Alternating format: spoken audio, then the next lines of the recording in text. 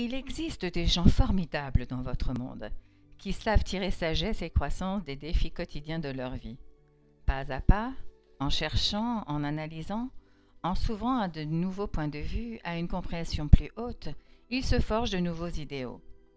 Ils font de ces idéaux des lignes de conduite et arrivent à purifier leurs pensées, paroles, actions, afin de remodeler leur conduite dans le monde et vis-à-vis de leur entourage. Et on dit que ce sont des gens qui se sont construits tout seuls. On constate que le plus souvent, ils sont en même temps tirés force, sagesse, d'inspiration, stabilité émotionnelle de la source supérieure ou conscience divine qu'ils appellent peut-être Dieu. Lorsque j'étais sur Terre, j'ai raconté aux gens une histoire, la parabole des 10 talents. J'ai dit qu'un seigneur très riche, partant pour un long voyage, confia à chacun de ses 3 serviteurs une somme d'argent. À l'un, il donna 10 talents, à l'autre 5 et au dernier un seul talent. À son retour, il demanda à chacun des serviteurs quel usage il avait fait de l'argent. Le premier dit qu'il avait doublé l'investissement du maître, le second qu'il avait gagné la moitié de la somme reçue, et le dernier qu'il s'était assis dessus de peur de perdre ce qui lui avait été donné. Le maître complimenta les 2 premiers serviteurs pour leur efficacité et leur ingéniosité, mais se mit en colère contre le serviteur qui n'avait pas tenté d'exploiter le seul talent qui lui avait été confié. Chacun de vous sur Terre a sa propre somme de talents à travailler. Si par vous-même, vous n'arrivez pas à trouver le meilleur usage de votre talent personnel et de vos ressources pour les faire fructifier, puisez dans la conscience divine par la méditation. Petit à petit, des idées vous viendront à coup sûr, parfaitement adaptées à votre personnalité. En même temps, voyez comment vous avez utilisé vos talents au cours de votre vie. Avez-vous été absorbé entièrement dans la création de bonheur et de plaisir pour vous-même, ou avez-vous aussi consacré du temps à l'élévation ou l'amélioration de la vie d'autres personnes?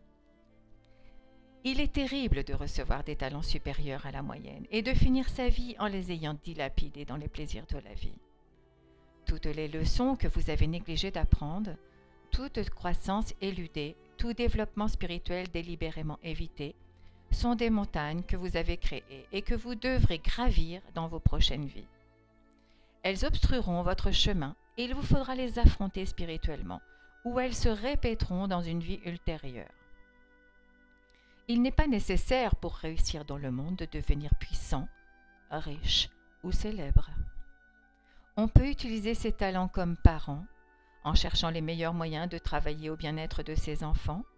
Quelle plus haute vocation que d'être un bon parent, affectueux, tout particulièrement si l'on prend pour modèle la conscience divine, père, mère, qui vise entièrement à la croissance, nourriture, guérison, régénération de l'esprit et du corps, à la protection sous toutes ses formes et à la satisfaction de tout besoin spirituel, émotionnel, corporel, dans un système de loi, d'ordre et d'amour inconditionnel.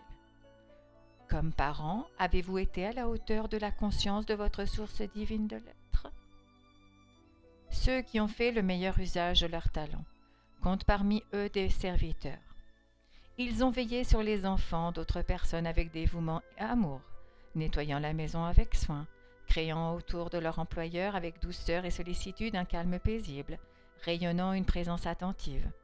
Ce sont là de grandes âmes qui ont tracé pour elles-mêmes une voie menant directement au royaume des cieux. Par ailleurs, il existe des gens qui utilisent leur talent pour détruire les autres afin de nourrir leur orgueil et le vide glacial de leur cœur. Au final, leur conduite les mène à leur propre destruction.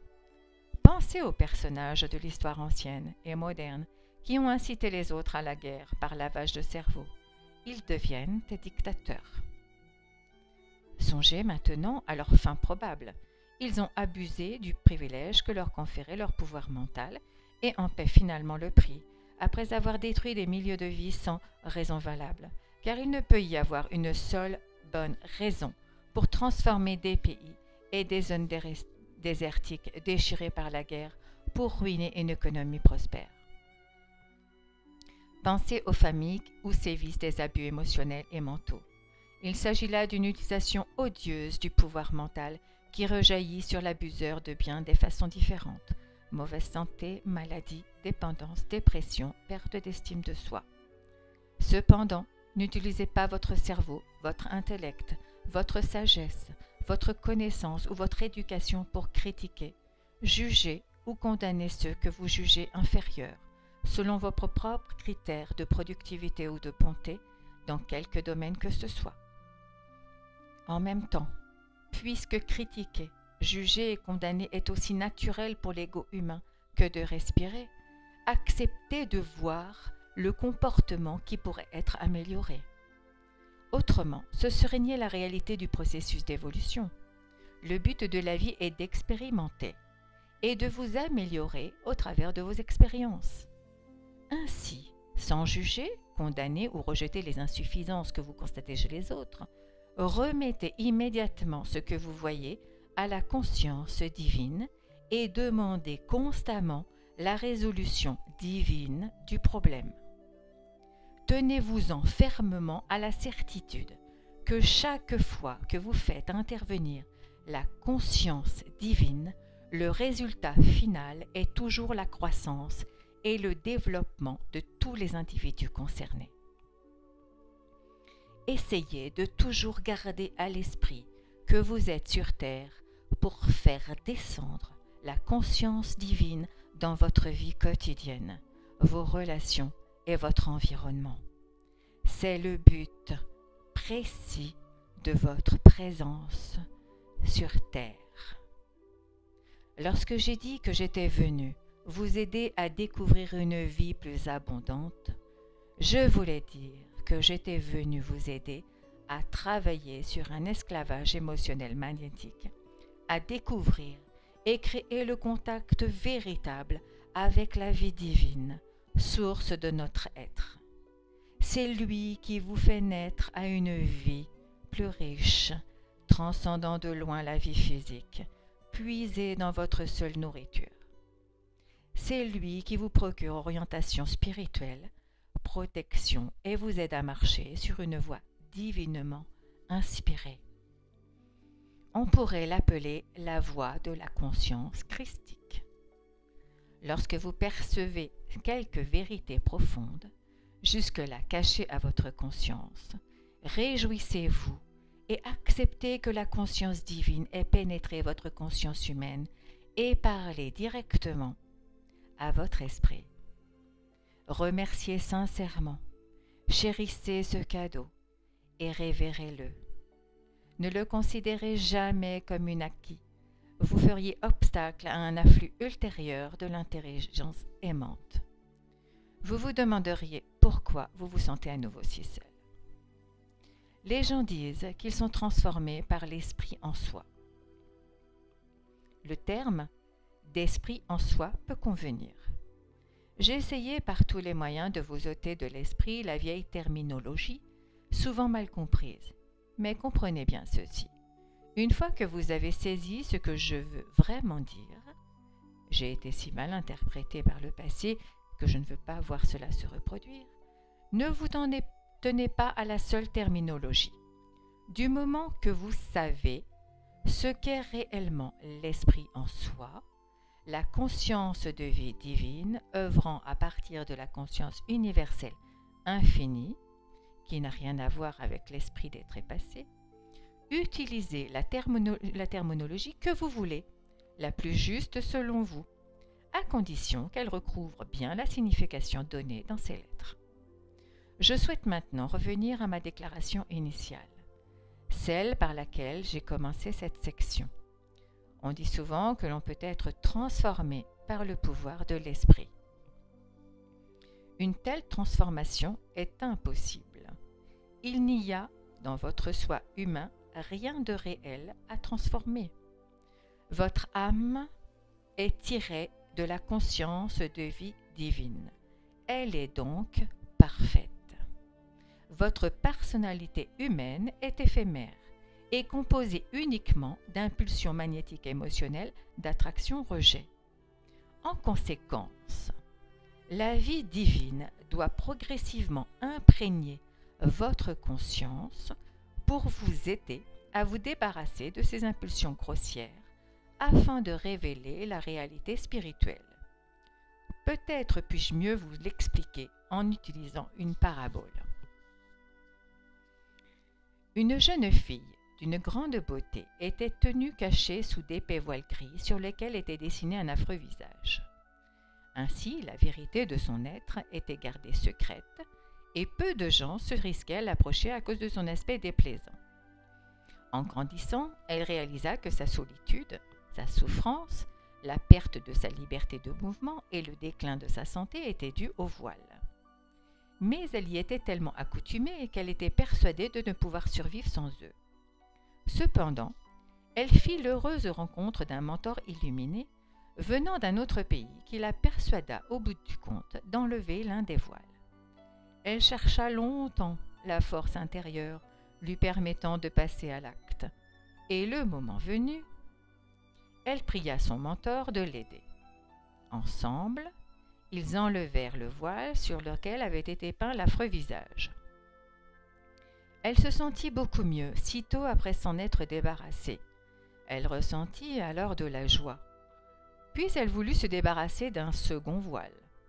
Son mentor l'aida, là encore, et cela continua ainsi. Plus elle se libérait, plus elle devenait légère. Progressivement, elle entrevit la véritable réalité de la nature autour d'elle. Elle vit distinctement les arbres, les oiseaux sur les branches. Elle écouta captivée leur chant merveilleux. Elle vit la beauté sur les visages d'autres gens jusqu'à ressentir l'afflux de l'amour dans son cœur. La vie devint alors un véritable don divin qu'elle chérissait. Elle remercia quotidiennement son mentor qui l'avait aidée à devenir si heureuse. Enfin, arriva le jour où elle ne put plus supporter le dernier voile qui la cachait.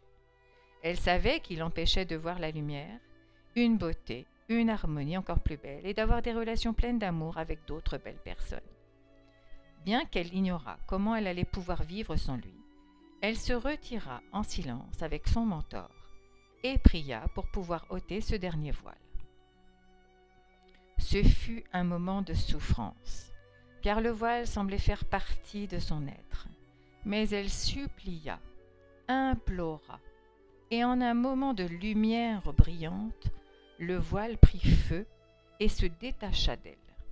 Il ne resta que sa réalité et elle accéda à une liberté intérieure parfaite. Cependant, sa réalité individualisée devait maintenant trouver le moyen de fonctionner dans son environnement et contre toute attente, cela s'avéra difficile. Ses perceptions de sa réalité intérieure et du monde étaient maintenant si claires et transcendantes que les terrains de sa communication avec d'autres personnes avaient radicalement changé. Elle se sentait mal dans son environnement social et professionnel et ne pouvait rester membre de sa communauté. Les gens la regardaient et disaient « Oh, vous faites ainsi et ne portez pas de voile. Quelle horreur, vous êtes vraiment bizarre, même un peu folle. » Et ils lui tournèrent le dos. Que pensez-vous qu'elle fit? Avait-elle envie de revenir au temps où elle était voilée aussi lourdement que les autres? Non. Elle avait découvert une telle paix, une telle joie et une telle réponse à ses besoins qu'elle quitta sa communauté et partit rejoindre d'autres âmes qui reconnurent sa véritable identité et y répondirent avec joie et amour. À votre avis, sa personnalité, ses voiles, s'étaient-ils transformés? Non, bien sûr. Aidée de son mentor, elle avait ôté elle-même les voiles qu'elle portait, une fois convaincue par son mentor, la conscience de la vie divine, que c'était la chose à faire. En ôtant ses voiles, couche après couche, elle s'est rapprochée chaque fois plus près de la connaissance intime de la réalité, âme, cachée par les voiles, sa vraie personnalité.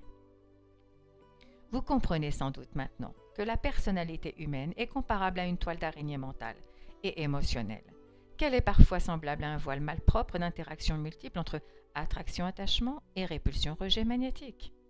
Les personnes spirituellement évoluées voient ces vilaines épaisseurs de voile sur les gens au langage vulgaire et aux pensées uniquement tournées vers les activités terre-à-terre de l'ego.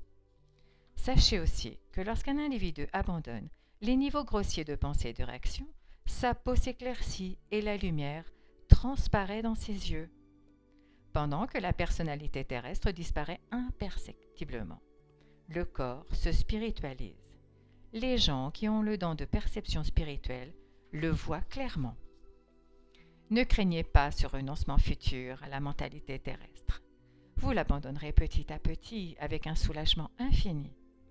Votre but véritable dans la vie deviendra sans cesse plus clair et votre détermination à l'atteindre croîtra de plus en plus. Vous pourriez même faire valoir que vous entrez rarement dans des pensées et sentiments émotionnels magnétiques. Mais examinez un peu vos pensées spontanées. Vous découvrirez que vous êtes complètement dominé par des pensées d'attraction-attachement et de répulsion-rejet magnétique tout au long de la journée. Votre mental entretient un bavardage incessant de commentaires, jugements, critiques, désirs, non-désirs, sentiments violents, frisant le ressentiment ou le rejet. Il émet certains désirs, craint pour leur concrétisation, veut le succès, s'irrite ou invective ce qui pourrait l'entraver. Il arrive que celui qui est dominé par l'ego prie avec foi et ardeur.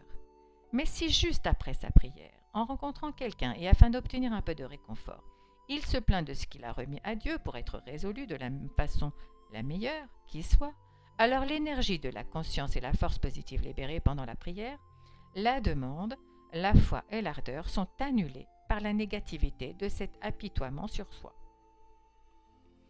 Le mental est en général une tourbière, un bourbier d'idées contradictoires. En situation de stress, une personne peut s'efforcer de concentrer son mental sur une affirmation ou une image stimulante, mais tel un chiot joueur qui jette en l'air un sac de papier rempli d'air, cette affirmation ou image vole rapidement hors de l'esprit, et la pensée difficile que la personne voulait éviter reprend ses droits.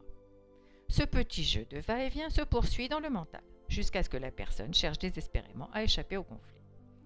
Votre dialogue intérieur sera probablement un discours du genre « Je ne veux pas me lever, je ne veux pas déjeuner, je ne veux pas faire mes sandwichs, je ne veux pas aller travailler, je ne veux pas rencontrer tel ou tel aujourd'hui, je ne veux pas faire la lessive, je ne veux pas faire ceci ou cela. » C'est ainsi que la litanie du rejet de la vie se perpétue chez les gens totalement mécontents tout au long de leur journée. Au lieu d'une plainte au niveau mental, le discours intérieur peut également s'orienter vers « je n'ai pas envie de ». Ces sentiments viennent de pulsions de l'ego qui rejette certaines activités ressenties comme ennuyeuses, peu agréables ou pesantes. Par contre, peut-être vous réveillez-vous en disant ou en pensant « Aujourd'hui, c'est samedi, je dois me dépêcher et m'habiller pour aller au marché, j'ai des courses à faire. Je dois acheter des fraises avant qu'il n'y en ait plus. Il faut que j'aille faire les soldes. Je trouverai peut-être une bonne affaire. Je vais parler gentiment à mon mari pour qu'il me donne un peu d'argent. J'espère bien que je verrai Patrick quand j'irai à son bureau. Je veux plaire à ce nouveau patron, alors je vais beaucoup travailler et me faire jolie pour lui. J'espère que mon mari va acheter la nouvelle voiture. Je suis sûre que je vais trouver une place de parking si je reste positive. J'espère que je vais recevoir une prime. » Tous les exemples ci-dessus proviennent des impulsions d'attachement de l'ego. On peut aussi mélanger quelques sentiments d'attachement de rejet. J'espère que mes enfants dormiront de bonne heure, que je puisse me détendre. Je déteste qu'ils m'appellent pour avoir de l'eau et me demandent de leur lire une histoire quand je suis si fatiguée, mais je devrais être une bonne mère et leur consacrer du temps. J'espère que je devrais, bonne mère, consacrer du temps, sont tous reliés à l'attraction-attachement magnétique. Ce sont là des souhaits que vous voudriez pour vous-même. Ces pensées proviennent aussi de peur. Peur que l'on vous demande de faire davantage de ce que vous pensez pouvoir faire à ce moment. Peur de ne pas être une bonne mère. La peur est une impulsion directe de l'ego qui exige de vous d'être à la hauteur pour vous rendre acceptable à vos yeux et à ceux d'autrui et qui pourtant est tout à fait conscient que vous ne l'êtes pas. Avec le développement de la civilisation, les impulsions magnétiques d'attachement-rejet sont devenues si compliquées et entremêlées qu'elles sont difficiles à distinguer et à cerner.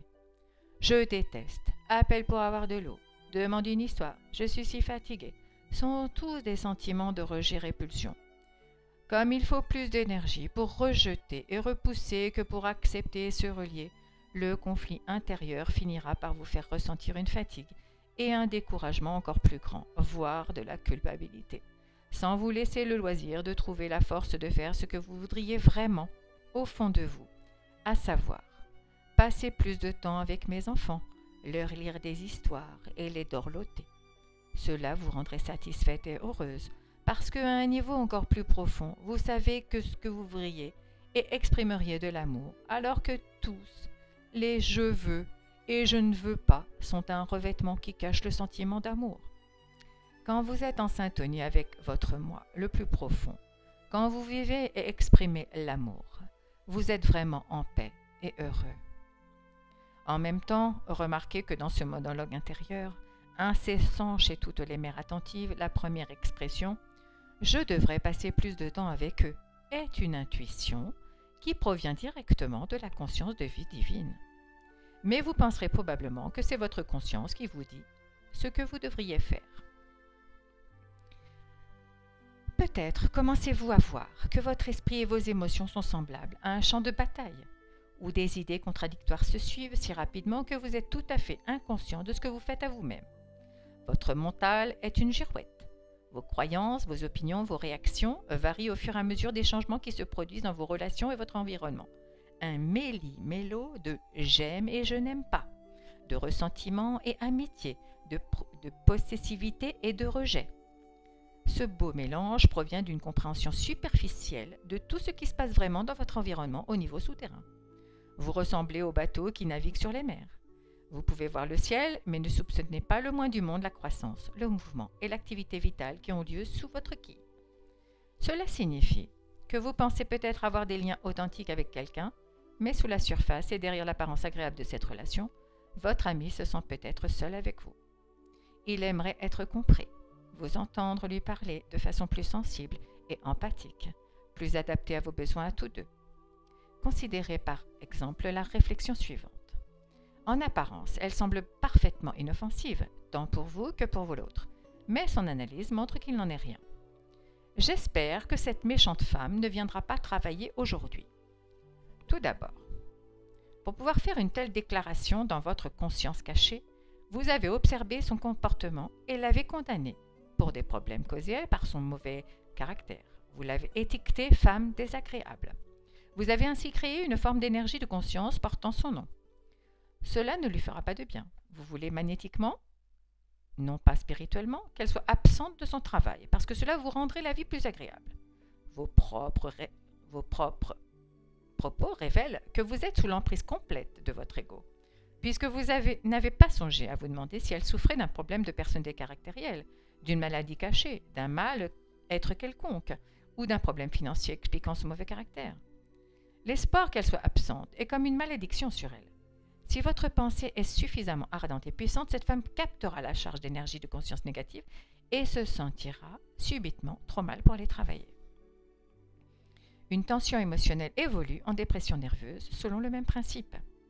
Au début de la tension émotionnelle, l'esprit et les émotions se mêlent à des sentiments magnétiques et émotionnels de rejet, répulsion, aversion. La personne a constamment des pensées de type « je n'y arrive pas », qui est un rejet et une négation complète de toute l'énergie bien réelle qu'elle possède pour surmonter la crise. Je ne peux pas le supporter, ni aussi cette énergie, tout autant que je déteste que cela m'arrive. Je déteste la personne qui me fait cela, je déteste devoir changer de style de vie, je déteste, je nie, je refuse, j'objecte, je m'oppose, je ne mérite pas. La forme de pensée particulièrement virulente, je me vengerai, est quant à elle un mélange d'attachement-rejet magnétique.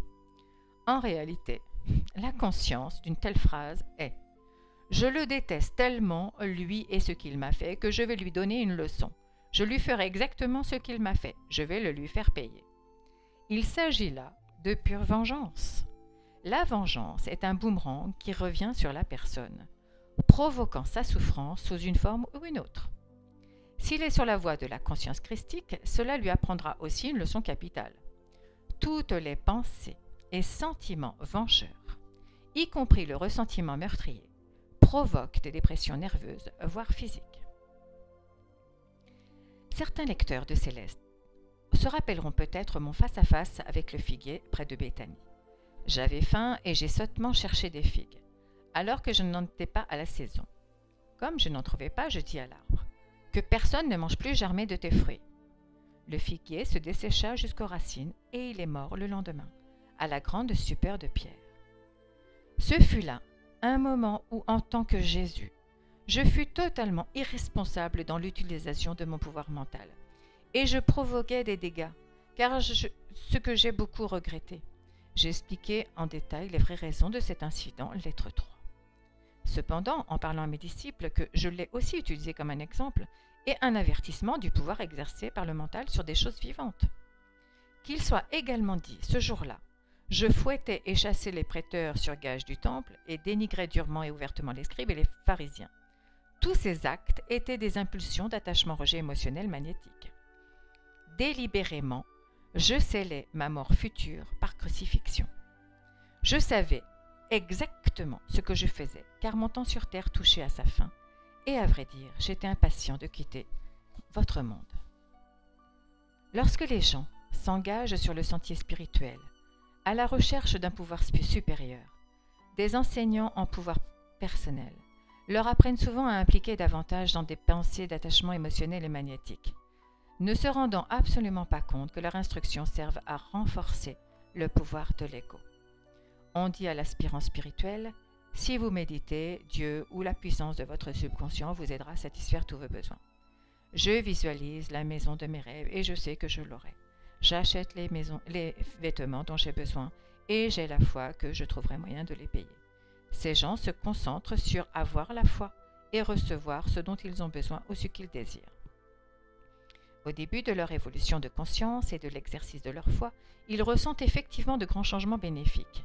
Les objets désirés se matérialisent en effet dans leur vie, ils voient des portes s'ouvrir et ils réussissent. Ce phénomène révèle que les plans matériels de leur conscience se spiritualisent et en conséquence, il s'y produit des améliorations. La vie devient moins dure. Mais votre vie est censée s'exprimer sur tous les niveaux de votre conscience, spirituelle, émotionnelle et corporelle.